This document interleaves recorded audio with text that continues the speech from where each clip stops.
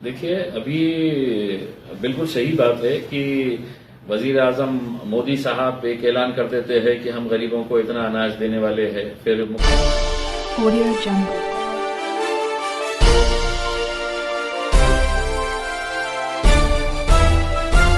Audio Jungle.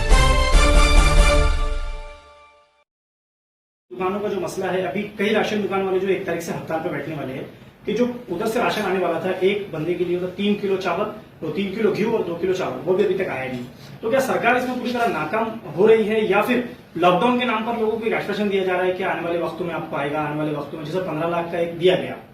तो क्या ये उसी तरह शिवसेना सरकार भी उसी नक्शे कदम पर चल रही है आपको लगता है? देखिए, अभी बिल्कुल सही बात है कि वजीर आजम मोदी साहब एक ऐलान कर देते हैं कि हम गरीबों को इतना अनाज देने वाले हैं। फिर मुख्यमंत्री उद्धव ठाकरे साहब टीवी के ऊपर आके कहते हैं कि हम एक पैकेज दे रहे हैं जिसके अंदर मजदूरों को इतना पैसा मिलेगा, ऑटो रिक्शा वालों को इतना मिलेगा, बाकी दूसरे लोगों को इतने अनाज दिया जाएगा करके। लेकिन ये होके भी मेरे हिसाब से, अगर कम से कम मेरे एक अंदाजे के हिसाब से 1-2 हफ्ते से ज्यादा का वक्त हो गया है जब वो टीवी के ऊपर आकर ये घोषणा किए है। मैंने कल के दिन खुद इसके ताल्लुक से कल की मीटिंग के अंदर मैंने ये मुद्दा उठाया और पूछा कि मतलब आखिर ये इसके बारे में क्या हुआ है। तो अभी इनका नोटिफिकेशन ही नहीं आया है, यानी कि सरकारी कामकाज किस तरह से चलता है कि एक मर्तबा वजीर आजम ने कह दिया है तो मेरे हिसाब से नोटिफिकेशन की जरूरत नहीं है। वो जिले का या रीजन का जो भी हेड होता है, चाहे वो डिविजनल कमिश्नर हो, कलेक्टर हो, उन्होंने उस बात को नोटिफिकेशन समझना चाहिए कि अब मुख्यमंत्री ने ऐलान कर दिया है, हमारे को इसकी तैयारी करना है। लेकिन अभी तक हमको ये बताया गया है कि ऑटो रिक्शा वालों को 1500 रुपए जो दिए जाने वाले हैं उसकी वेबसाइट ही नहीं अभी ये हुई है। ऑटो रिक्शा वालों को आपने बोले है कि ऑनलाइन आपको देने का है, तो कहां पे देने का है? जब उसका है तो ऑनलाइन डिटेल्स ही नहीं है, वो वेबसाइट ही नहीं खुल रही है, और कौन ऑटो रिक्शा के पास ये है। तो हमने अपने तौर के ऊपर अब ये तैयारी कर रहे हैं, हम जितने भी ऑटो रिक्शा वालों के कागजात हैं वो हम अपने ऑफिस के ऊपर बुलाएंगे ऑटो रिक्शा वालों को, और एक हेल्प डेस्क के तौर के ऊपर यहां से ही हम उनको करेंगे ताकि कम से कम उनको इस काम के अंदर आसानी हो। उनको पैसा कब मिलेगा, मिलेगा भी या नहीं मिलेगा, इसकी कोई जानकारी अभी नहीं है, किसी के पास भी नहीं है। अच्छा साहब, अभी जैसे कि आने वाले वक्तों में 1 तारीख तक का जो घोषणा की गई थी, उसके बाद अगर लॉकडाउन कंटिन्यू होता है, जबकि औरंगाबाद में पेशेंट की तादाद कम हो गई, लेकिन हमने जब सर्वे किया घाटी का, देखा कि जितनी डेथ हो रही है उसमें प्रॉपर औरंगाबाद के कम लोग हैं, जैसे नांदेड़, उस्मानाबाद, लातूर, बाहर के ज्यादा। देखिए साहब, हमको औरंगाबाद के तमाम राजनीतिक पार्टी के नेताओं को यह तय करना पड़ेगा, अब किसी भी दूसरे जिले के अगर कोई पेशेंट यहां पर आता है तो हमने उनको कबूल करना है क्या? क्योंकि बीड़ के अंदर मुंडे परिवार, चाहे वो पंकजा मुंडे हो या धनंजय मुंडे हो, इतने सालों से राजनीति वहां पे कर रहे हैं। जयदा क्षीरसागर इतने बड़े मंत्री के ओहदे के ऊपर है उसमें, लेकिन अच्छे हॉस्पिटल्स नहीं बना सके हैं। आप परभनी की हालत देख लीजिएगा, आप लातूर की देख लीजिएगा, उस्मानाबाद की देख लीजिएगा, ये सारा इनका जो खामियाजा है ये हमको भुगतना पड़ रहा है। हम यहाँ पर लड़ रहे हैं, हमारे हॉस्पिटल्स बना के दो, हमारे हॉस्पिटल्स के लिए हम पार्लियामेंट के अंदर आवाज उठा रहे हैं, हम कोर्ट के अंदर जा रहे हैं, और ये लोग सिर्फ राजनीति कर रहे हैं। जालना जैसे शहर के अंदर जहां पर दानवे साहब इतने बड़े मंत्री है, सरकार उनकी है, क्या वजह है कि वहां पर अच्छे हॉस्पिटल्स नहीं बना पा रहे हैं आप?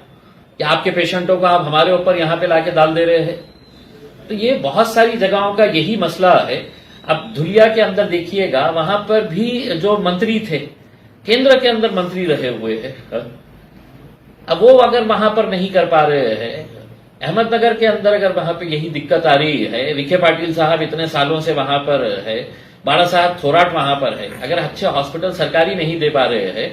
और सारा बोझ अगर लाके यहाँ पे अगर डाल दे रहे हैं, तो कहीं ना कहीं हमको ये सोचना पड़ेगा कि हमने किस हद तक ये बाहर के पेशेंट्स को, क्योंकि हमारे पेशेंट्स अगर मर रहे हैं तो हमारी प्राथमिकता हमारी जो कॉन्स्टिट्यूएंसी के लोग हैं, हर नेता ने अपनी कॉन्स्टिट्यूएंसी के बारे में अगर ख्याल करा तो किसी के ऊपर, दूसरों के ऊपर बोझ बनने की जरूरत ही नहीं है।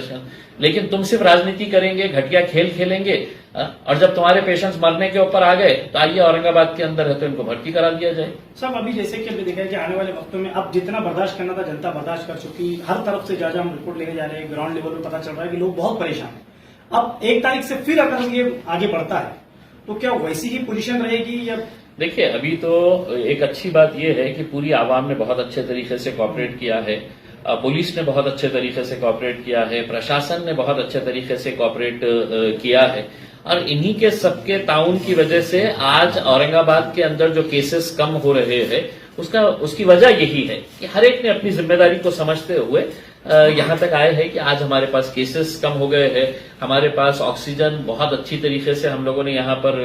बना लिए है। रेमडेसिविर हमारे हाथ में नहीं है, ये तो केंद्र सरकार की ये है कि रेमडेसिविर के ताल्लुक से है तो हम कुछ कर नहीं सकते हैं, तो जितनी लड़ाई कर सकते हैं लड़ रहे हैं उसमें। अब यही है कि 1 तारीख के बाद हम भी चाहेंगे कि सरकार इस बारे में और कुछ रियायत दे। देखिए छोटे छोटे कारोबारी जो लोग रहते हैं उनकी रोजी रोटी है तो इसी 1 महीने के अंदर वो होती है। अब टेलर की दुकान ले लीजिएगा, उसके अंदर बैठते ही 2 टेलर 3 टेलर 4 टेलर अगर दुकान के अंदर बैठे हुए हैं, आप उनको बंद कर दे रहे हैं। तो छोटे मोटे कारोबार को थोड़ी सी रियायत दी जाए। हम ये प्रशासन को कहेंगे कि 1 तारीख के बाद कुछ रियायत दी जाए। कोरोना अभी गया नहीं है, लोगों से ये अपील करेंगे कि अपने तौर के ऊपर जो जो एहतियात कर रहे हैं, जो जो अभी तक काउंट